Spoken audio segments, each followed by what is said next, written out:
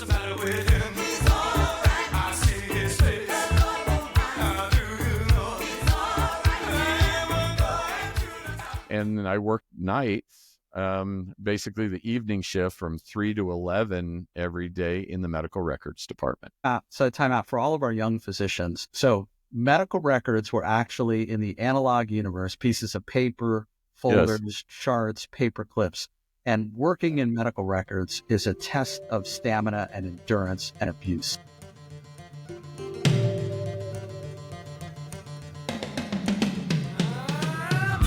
Watch out. You might get what you're after. Cool babies. Strange but not a stranger. I'm an ordinary guy. Burning down the house.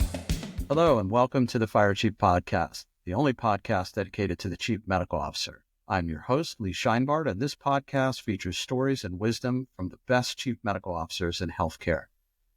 Today, our guest is Dr. Robert Bob Underwood, the Chief Medical Officer of San Juan Regional Medical Center in Farmington, New Mexico, which for those of you who do not know, that is located near the four corners of the United States. Dr. Underwood was born in Frankfurt, Germany, into a military family, which means that he ultimately grew up in several different locations, but then he was fortunate enough to earn an appointment and an invitation to attend the United States Military Academy at West Point, New York, where he earned his undergraduate degree. He went on to earn his medical degree at the University of South Carolina in Columbia before entering residency in emergency medicine at Wake Forest University School of Medicine in Winston-Salem, North Carolina. Dr. Underwood also has earned a Master of Healthcare Delivery Science from Dartmouth College in New Hampshire. And as you will hear in a moment, Dr. Underwood has the right voice for radio and podcasting and has done both. So we are really happy that he has accepted the invitation to be on this podcast. And he is the author of The Leader's Compass for Medical Professionals, modeling personal values to influence people, accomplish the mission, and improve the organization. I have a copy of it right here in my hands. Bob, welcome to the show. Thanks, Lee. It's good to be on. So we were chatting before the show, and you are the president-elect of something in New Mexico. Tell me a little bit about that. Sure. Yeah, I am the president-elect for the New Mexico Medical Society, which is, of course, is the kind of state chapter, if you will, for the American Medical Association. And of course, our state session started day before yesterday. So we're in the process of reviewing documents or proposals, the bills that are being brought before our House within the state legislature. We call it the roundhouse here because of the shape of the building. But so I will be there next week. We'll have our white coat day. So exciting stuff. Never thought I would do it. It's you and I were talking about how sometimes things come up. You didn't really think that you would ever be doing that. This is one of those for me. So it's been pretty exciting learning how to read bills and mark through them and also how to appeal to my local legislators that in hope that they'll support healthcare. I think that's wonderful, and more physicians should consider the opportunity afforded to them to work with local and state legislators. That is how some changes will occur in the near term. There are no other obvious sweeping policies unless they start locally.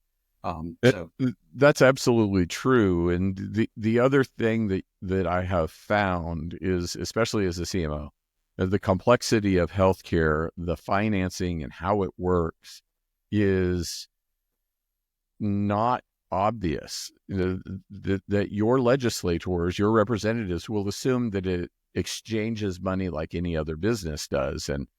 And nothing could be farther from the truth in terms of healthcare. And so your role to be able to help educate your legislators on how it actually works in a healthcare environment is really important, because otherwise they just don't know. And if they don't know, then they can't consider legislation that will affect that in the appropriate scope. I fundamentally and wholeheartedly agree. I had the privilege and honor of being somewhat of a lobbyist in Washington, D.C. early in my career. And regardless of what people think about lobbying, it is part of our process. It is. And it is how policies get made, because as you allude to, the experts can reach into those details and highlight for our legislators, for our elected officials, the importance of something that they just don't have the expertise. Right. This is not a criticism of the legislative. They need us to help them represent us in the role that they have at the Capitol. So Absolutely true. Yeah. all right. Well, we need to back up just a second now, Bob, and we need to establish a couple of housekeeping items before Sure. we get into the meat of this. So I first have to say I am sorry that Army lost to Navy in the recent Army-Navy football game in D.C. I was there. It was a fantastic game. I'm a Navy guy by extension. It was incredible. But so maybe I'm really not that sorry. But as a cadet, I imagine you attended the rivalry back in the day. Oh, yeah. I've been to the Army-Navy game quite a number of times. I went once before I went to the academy, and of course, required 4 years at the academy. That is one of the games we like to say cordially required to attend for mandatory fun. But it was fun. It's very exciting, and I've been a couple of times since graduating as well, and it is quite an event. I believe in my own heart that it is the purest high-level collegiate football game we have, not D2 and other great college games, but at a D1 level where almost exclusively, going back decades, these young men do not go on to the NFL or other athletic endeavors. They spend the next 5 years in service, Right. and that they know that, and everybody around them knows that. So it is truly a collegiate event. Yes, absolutely true. And you're right. They are dedicated to the game, to their schools, to the cause, if you will. I mean, every one of them understands that the Army-Navy game is being watched by veterans and by active service members literally all over the world. It's important to them. Well, to that end, we both have a mutual friend by the name of Mark, also a proud graduate and a veteran, retired from the service, who shared with me recently that only about 25% of the academy graduates go on into the military beyond their 5 years of service, their compulsory service. And that part of the rationale here is that the academies, all of our academies, serve not just our armed forces, but serve to create leaders in all sorts of industries like manufacturing, aerospace, law, and in your case, healthcare. And so to the point that they play the game that teaches them leadership lessons, life lessons, and they go on and live in spaces outside of the military. And you're a seasoned physician leader in a very remote location, serving your surrounding community. So tell us. So let's begin. Tell us how you went from South Carolina to the role of chief medical officer. Give us your journey. I came out of the military. I was a field artillery officer initially, so didn't have anything to do with medicine. And through a number of factors, I initially served my active duty time, went to work actually for Caterpillar Tractor, did operations management with Caterpillar Tractor in industry. And then Desert Storm started. I got called back on active duty during that time frame. And while I was there, my spouse's job moved her to South Carolina. So when I finished my active duty time, I moved from Chicago, basically, by way of Fort Hood, Texas, and military to South Carolina. And I said I would find something to do when I got there. And so that something to do was medical school. But I didn't really have any background in medicine or working in medicine. And so I went by the med school in South Carolina and said, okay, here are my transcripts from the academy. Am I stupid for even thinking about this? And they gave me some pointers. And so, of course, I had to go back and get my pre-med classes. So I enrolled and got biology, organic chemistry, the things that a general mechanical engineer isn't going to get in their studies. And then I worked nights basically the evening shift from 3 to 11 every day in the medical records department. And so I did that. Time out for all of our young physicians. Oh yeah, medical records. Right. So medical records were actually in the analog universe, pieces of paper, folders, charts, paper clips. And working in medical records is a test of stamina and endurance and abuse. So my hat is off to you on that one.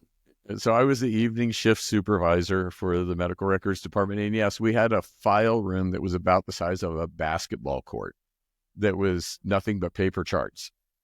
So, yeah. And again, for our young audience, so as an intern, maybe you kicked it to the fourth year or the third year medical student, you get that late night call for an admission and somebody tells you to go down to the file room and get that chart. And good luck to you. Good luck getting it. Good luck getting back in time before somebody might have a choice word or two about it. Indeed. Yeah, that's very true. And what's also interesting is I can remember at the time we were just getting things on computers, like lab results would come back on a computer, and a word processor was used to do the discharge summary or the H&P. And I remember thinking, the person who puts all this together into one unified platform, they're going to have it made. And I still went on to become a doctor. So yeah. Keep going and tell us how you got to the chief medical officer. So I went to med school there in Columbia. That's where I was working. And so that by then I had 2 kids, and so I wasn't interested in moving. So once I was accepted there, I canceled all my other interviews. Then I did my residency at Wake Forest, like we said, up in North Carolina. It was a great residency program, one of the first emergency medicine programs that were established. And then I practiced in the Shenandoah Valley of Virginia for quite a while.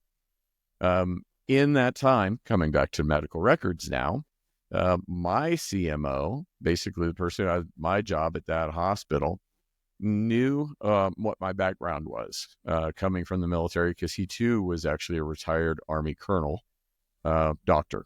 And so he asked me if I would be interested. We were trying to implement an EMR. Now, this was really early. It was just transforming things over onto the computer-based platform away from paper.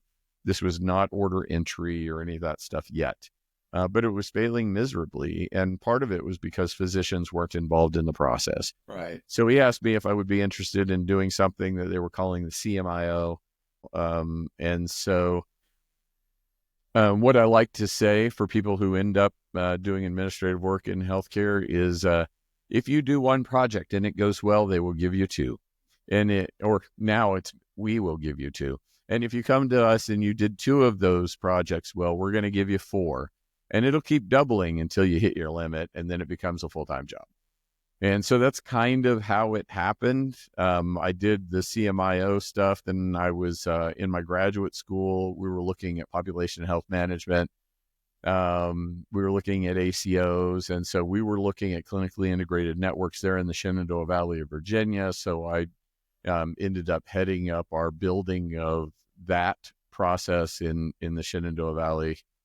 So there was a lot of things that were happening. Now, how did I end up back out west? So my family is all from Colorado. So I was looking to come out here, but we were an independent hospital initially, and then we were acquired, merged with, choose your words, with a larger hospital system from being an independent, which meant that almost all of the stuff that I was working on moved to corporate. And when it moved to corporate, then that really kind of eliminated my administrative role. I was still working in the emergency department at the time, so doing a little bit of both. We talked about what roles I could fulfill there, but it was kind of piecemeal. It was like a little bit of this, a little bit of that. And by then I had my master's degree. I had all of this experience. And I said, you know what? That's great. My kids are all grown up. They're out of the house. I'm going to go look for something that's more full-time and tacked on to like a real CMO role. So I moved from there out to Colorado. I was in a hospital in Pueblo, Colorado, which is where my family is from, going back about a century. And I was there for a couple of years, but it was also part of a big corporate system, and it went through a rearrangement as well. And so I took that opportunity to come back to the kind of hospital I'm at now in San Juan Regional, in that it is an independent hospital with an independent mission. We're not part of a big hospital system. And that's kind of what I was looking for. Not that I have anything against necessarily the bigger systems, but it gives you more in your decision-making capabilities. We talk about strategy. We talk about market. We talk about what service lines are going to be of need to our particular community and our particular population. And we're self-determined in terms of the finances of the organization, strategy of the organization, how we want to approach multiple facets. When you work in one of those bigger systems, unless you're at the corporate level, you're not part of that decision-making process. And so this is something that I was really kind of looking for. I enjoy being in that capacity. And I feel I have a lot more influence over the organization and a lot more over the physicians within our organization as well. Thank you for sharing. That's a fantastic background. And two elements that I want to highlight before we get to the next question for our audience is so traditionally, like there are analog medical records that exist in our memory, it is also a tradition in healthcare, at least in my opinion, that many of us get tapped on the shoulder to take on a project to reduce some friction in the emergency department or transmission of laboratory information. And as you say, you start to find that you're into it and other people are into the fact that you're doing well, and you get more and more responsibility until it becomes a full-time job. What I do think is important going forward, given the speed and the pace of the universe of the House of Medicine, is to think more intentional earlier in your career and to begin to go for opportunities and go for projects and bring value instead of waiting for somebody to tap you on the shoulder.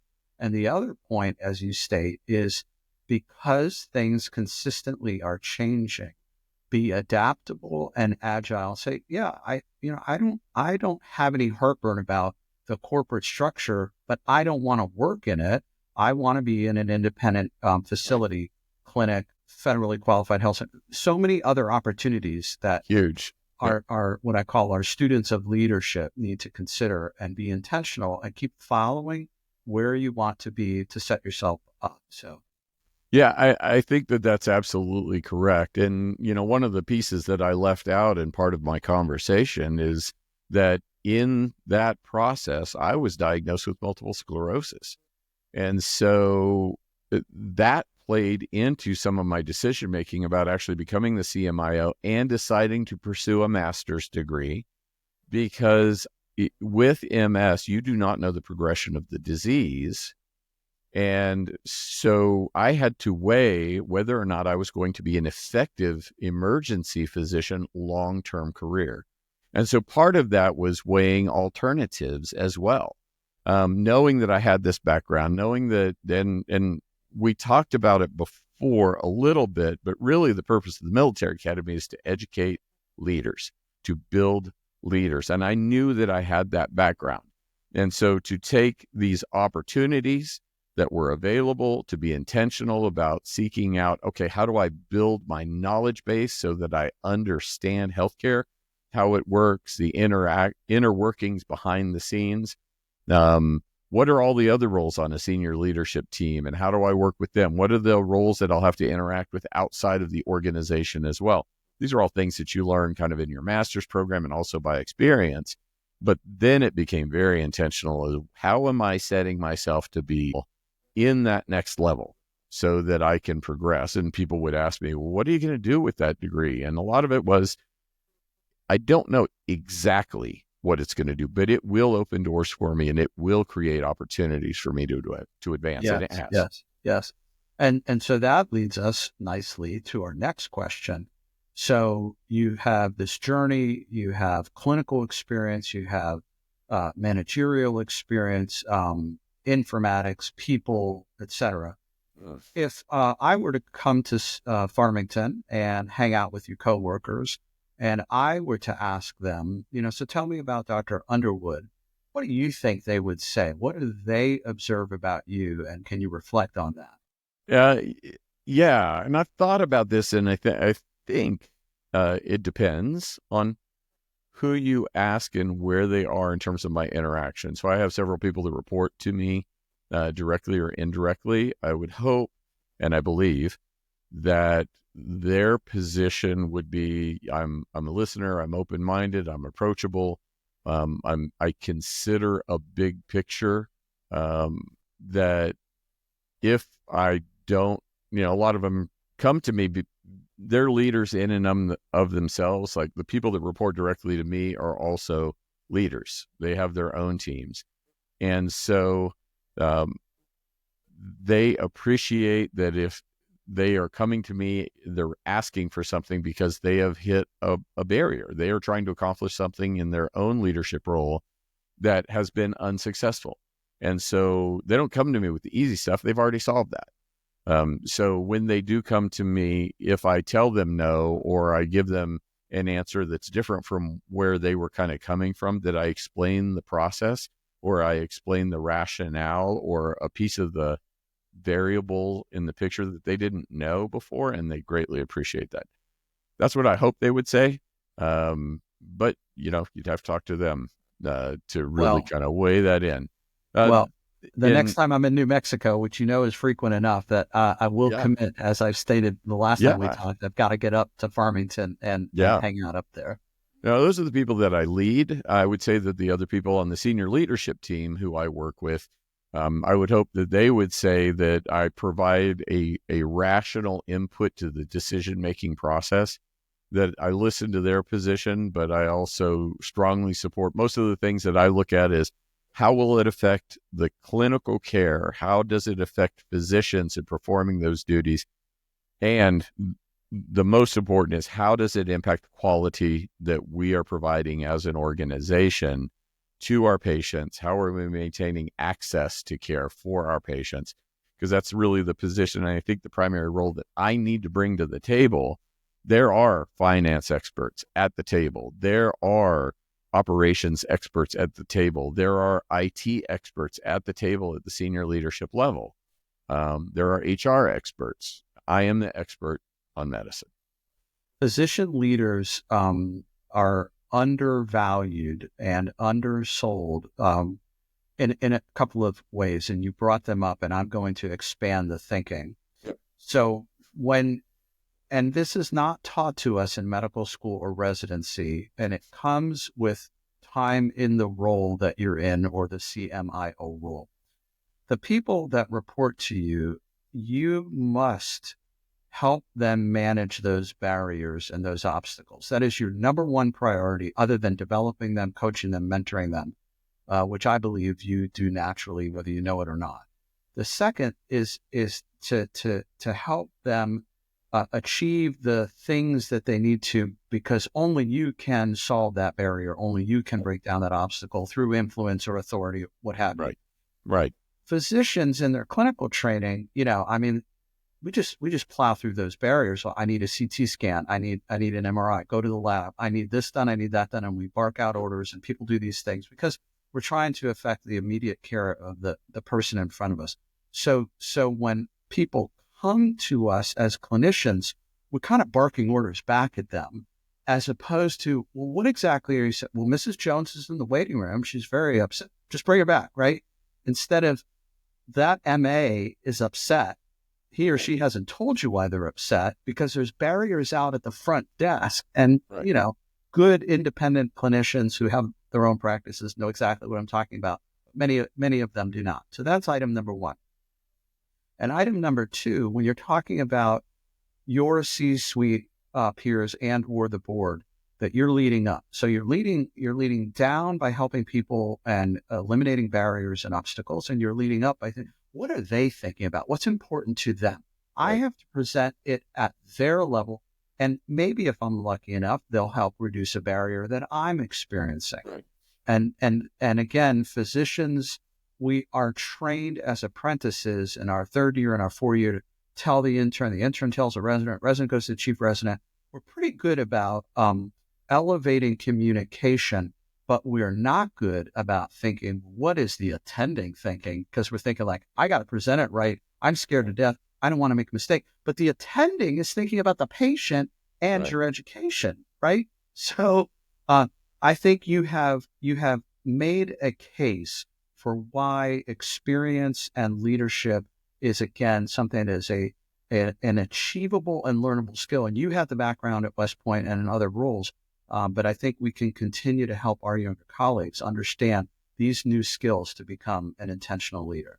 Yeah, I think the communication style that you use in a leadership role, and so I break apart, and it's even in the book, the difference between management and leadership. And so leadership being, I won't say the key, but let's talk about leadership in terms of how you influence other people. And that is a learned skill, and it is something that is not, it isn't intuitively obvious, especially from what you said for clinicians. In fact, a lot of the things that we learned and how to get things accomplished, they may work when you're writing orders and you're taking care of a patient. But if you're asked to lead a big project or to be part of a problem solving or process improvement initiatives, those don't work. Okay. You have to understand where other people are coming from. That's one of the reasons why, and you talked about Mark Hertling earlier, and he believes as well that physicians who are in leadership training ought to do it with people who aren't physicians, because that way you're learning what are the barriers that they're running into, what are the influences that are pushing on them that aren't clinicians to try to get other things done. And that is a very different pathway than taking care of a patient. So yes, I think that those are really, really important. I think it's important to learn it theoretically on how it ought to work. But unlike medicine, in terms of writing orders and providing medications, doing certain studies, it is very much more skill-based. And so you will learn about something. The adult learning cycle is you learn about a theory, you try to think about how it would apply in my life, you try to do it, you fail miserably, and then you reapply it and think, okay, what could I have done different? And then you go through the cycles. And so I think that it's important that you iterate that cycle in terms of your own leadership development over and over and over again. And it will teach you, but be conscientious about, okay, what could I have done better in terms of my leadership role to get the outcome that we were really looking for? Now, whether it was buy-in or whether it was actually developing a new product, a new workflow, you need to think about how you could have done that better. Now, that's leadership. Management is also really important. You can't run a healthcare system without management. Management is about getting the right people, the right things, the right amount of time, the right amount of money into the right places in order to be able to get the outcome that you need. And you have to understand both of those to be an effective clinical leader as you move through that process. I can synthesize that from a phrase I learned in my leadership development, right? Leadership without management is delusional, and management without leadership is stagnation. Yeah. So you and I clearly see alike on a lot of this. I think that in addition, leadership is always a marathon, and one of the requirements is to always remain curious and be willing to constantly look in the mirror. If you think you know it all, you probably going to find yourself exited from your role. Yeah, absolutely. And so I look at it in two. One of the things that I say is curious and compassionate. And the compassionate part is trying earnestly to understand your team and understand that they too have pressures that they are responding to that you may be unaware of. Could be at work, could be at home, all of those things. So curious and compassionate, I think, are huge pieces of being effective as a leader. So, so let's pivot a little bit. So we've talked about your leadership journey, some of the skills and requirements of leadership, management, etc. So with all of that in your toolbox, what is perhaps one of the hardest things you have faced as a chief medical officer, aside from COVID-19? Because many of us have already been through that. We don't need to resurrect that today. So tell me, are there any other events that you wish to discuss? So physicians are incredibly accomplished. They have been challenged and they are resilient and they have gotten to where they are because of incredibly hard work and dedication and I think you and I have talked about this before, that physicians often don't see this difference that you and I have been talking about between the skill set they developed in order to be successful doctors and a little bit of a different skill set to be an effective leader. And so to work with physicians to help develop them as a leader, sometimes they don't see the point in going through that additional training in order to be effective as a leader. And I think that it is important to work on that skill set, to put yourself in positions and to learn both the theory and the practical application of leadership. I think So that's a big deal. you're the first guest on our show to articulate something that I think we need to explore.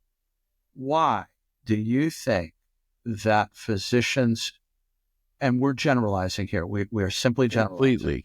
Completely generalization. Why But do you, why yep. do you think that they are reluctant and or resistant to the notion of learning about leadership to be effective? What's behind that in your mind?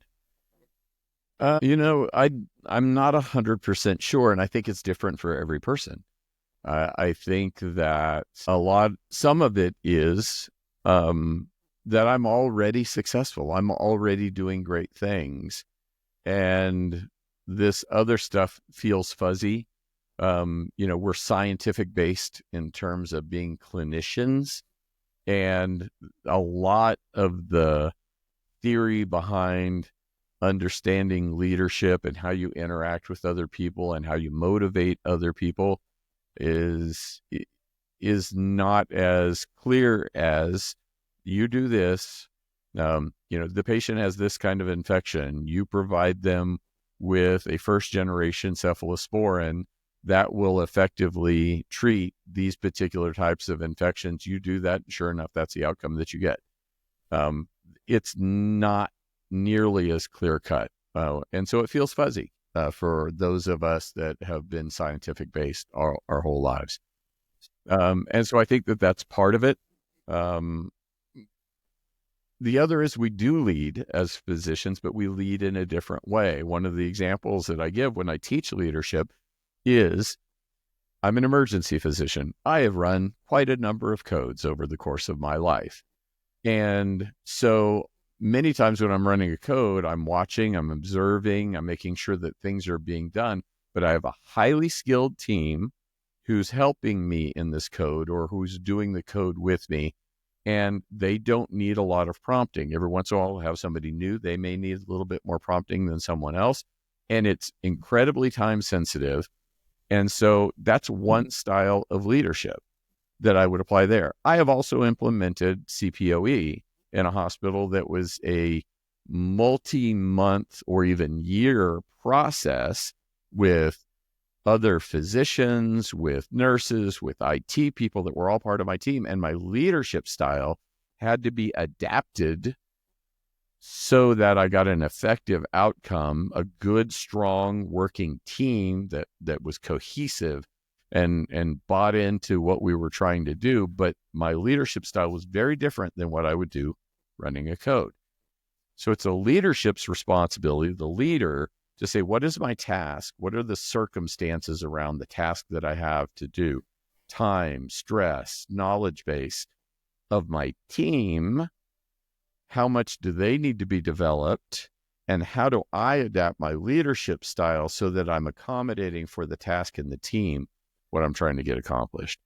So my point is that I don't know that physicians always see the need for that differentiation depending on what they're trying to accomplish. And that's why it feels fuzzy. Yeah. So in my mind, you are uniquely suited because you forgetting that you were from a military family and traveled the world and ended up at West Point. But then you can't forget that because Right. your experience is you come from a certain background. That's why I always ask my guests where they come from, try to understand them, try to understand their motivations. And you were trained as a leader and you studied as an engineer and you got into informatics. So you're unique in that you may not be like the average physician that you are sitting down with, having a cup of coffee with. They're smart, they're capable, they're competent, they're highly accomplished. However, Usually. they may have come from a different spot in the universe and their motivations may be highly aspirational. The currency that drives them every morning is, I'm going to save a life. I'm going to diagnose this amazing condition. I'm going to put somebody back together again, et cetera, et cetera. And their wiring and your wiring may be off just enough that you bring a fresh perspective that they don't have, but they have a different perspective than you. And where I'm going with this is while all physicians are absolutely leaders, whether they know it or not, whether they like it or not, they don't necessarily want to go into leadership. And this was the question I was getting. So why don't they do that? Because it's not their currency of motivation. And then we have to, as leaders, okay, I get it. This is all you want to do, and I will break down those barriers and reduce those obstacles so you can do exactly what you want to do. In return, let me be the leader. Right. And there's a little quid pro quo there. Yeah, I think that's key. And going back to the physician component of it, they are incredibly talented, the physicians that are in a number of those roles. We recently at our organization went through a formalization of a lot of our medical directorships, actually building tasks behind them. Here are the expectations if you're going to be in that leadership role. And we also, and I think that this is important, to perceive yourself as a leader of others. And when we work in the clinical realm, I work parallel to my partners, but not necessarily with them or lead them. And you have to have a little bit of a difference in mindset when you move into that role. Absolutely. And so formalizing that, I think, is part of it. But then we also, and the physicians at my organization, we have quite a number of caregivers. But if there are, I won't say problems, but if there are efforts that we're working on in any particular department, we now go to that department chair, that department medical director, and say, hey, these are the things I need you to help me try to accomplish. And that helps develop them. That's right. For whatever that next level of leadership is going to be for them. Remember, right. we said it was understand the theory behind the leadership, but you also got to put it into practice and do it, and sometimes not do it well and be able to reflect on what it could have done better. Right. Okay. So in the interest of our time, there are two key questions that I must ask you before we get to the end of our show. First question is, what is the hardest aspect for you personally of your job or your role? You personally. For me personally, it's dealing with the fact that I have a very significant chronic illness on top of the fact that I'm a chief medical officer. And that's me personally. That is not going to affect many other people. However, everybody has something that's not part of work that will impact their work, whether it's a family issue, a personal issue, whatever. So that is something that probably nobody other than my spouse, and now you know that it affects everything that I do every day. So, well, again, thank you for sharing. My audience may know this because I have been public about it only in the last few years. I too have had a chronic illness. I was diagnosed in medical school with Crohn's disease, and I made a decision with my father that we would just push on. We had no idea what talking about because I could have chosen an entirely different life path. And so thank you for sharing. I fully understand. And I think the point is not MS or Crohn's. The point is everybody comes to the table with a whole backpack that they left at the door or left in the car when they walk into their office. And I think it behooves leaders to be respectful and mindful and have an awareness that, you haven't walked in their shoes. So be compassionate, be curious.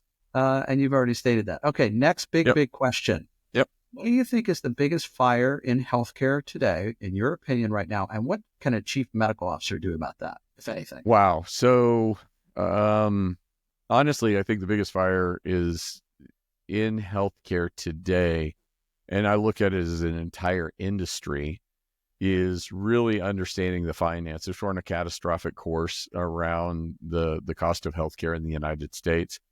And we as clinicians need to be able to take really great care of patients, but it is beyond the time where we can't think about the financial impact of everything that we do. Now, I remember when I went through my training, we didn't know how much a lab test cost. We didn't know how much a CT cost. And we almost took pride in that. I'm going to do the right thing for the patient, and the cost is irrelevant. And those days are gone, and they have to be gone. And so for clinicians in leadership roles or anybody in the medical staff, I'm not saying that it should overpower all of your clinical decisions, but it needs to be part of them while you're at it. Is this test going to actually influence the outcome or the treatment plan, or am I just doing it for academic purposes? If that's the case, then maybe you can skip a day of your CBC. Or maybe you don't need that chest X-ray every single morning. I'm, thinking in the hospital setting. But those are things that are important for us to understand and acknowledge, and it feels distasteful, yet it is the reality of the world.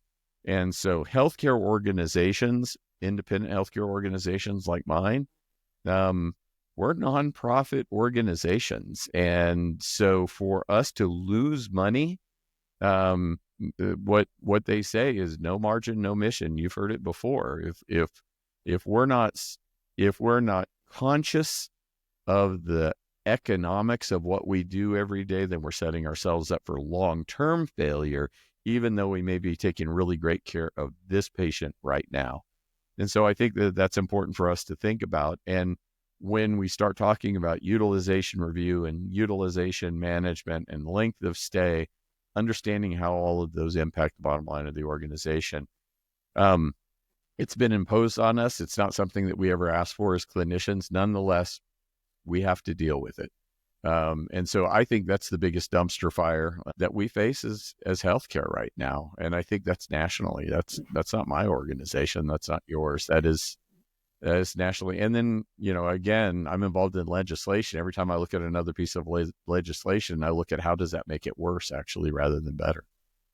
Cuts in Medicare spending, cuts in reimbursement patterns, all of those affect us negatively on the bottom line. Yes. And the phrase that came out through the New England Journal of Medicine in an editorial is the financialization of medicine. Yeah. The financialization of the work that surrounds the care of other people is no longer something that people can ignore, including physicians. And I think the medical students of the future, not tomorrow, not our admission cycle today, but in the future, we're going to have to look for people whose motivations include rising into leadership, understanding the environment like never before, including an aptitude and an appetite for getting their arms around the financial constraints in order to set other people up who maybe simply just want to have a salary, like you said, and they won't over order that chest X-ray, but they're going to enjoy taking care of that patient because that's what motivates them. So, we've only got a couple minutes here. So, and I know you have an important meeting at the top of the hour. So let me just wrap up by suggesting, of course, that being a chief medical officer is no small task, and it takes intentional preparation and oftentimes can feel like a trial by fire. And it was my old boss who told me that it is very similar to a career in firefighting. You start out, you go to firefighting school, you do a lot of training, you drill, and then someone says you're ready to fight a fire. You put on the uniform, you put on the helmet, and out you go. And then one day someone taps you on the shoulder and says, hey, would you like to be the squad leader? You did a great job, or the captain. And then perhaps they tap you on the shoulder and say, we want you to become the fire chief of the house. And my boss always told me you cannot be a good fire chief without first becoming a firefighter. Would you agree with that? I would agree. I like that analogy. And, you know, I come from a military background, and every level you're getting promoted and you're becoming a higher level leader. But every one of those comes with learning, experiencing, learning at a different level, experiencing, learning at a higher level, and you keep this iterative pattern alive. And I think that it's very similar to what you are speaking about. And I believe that the same type of approach is appropriate in medicine and leadership development. Lifelong learning. And it's a marathon. It is not a sprint. It was a pleasure to have you on the show, Bob. Yeah, absolutely. You've been listening to the Fire Chief Podcast, the only podcast dedicated to the CMO. Want to learn more about what it is like to be a CMO? Want to be on the show? Email me at leescheinbart@gmail.com or connect with me on LinkedIn. You can listen to the podcast on Apple, and you can also watch the videos of the shows on YouTube. Our show's website is thefirechief.podbean.com. I love talking with CMOs from all over the United States, so please connect with me, leave your reviews and your comments, and please share this with your colleagues. And in the words of Sergeant Phil Esterhaus, let's be careful out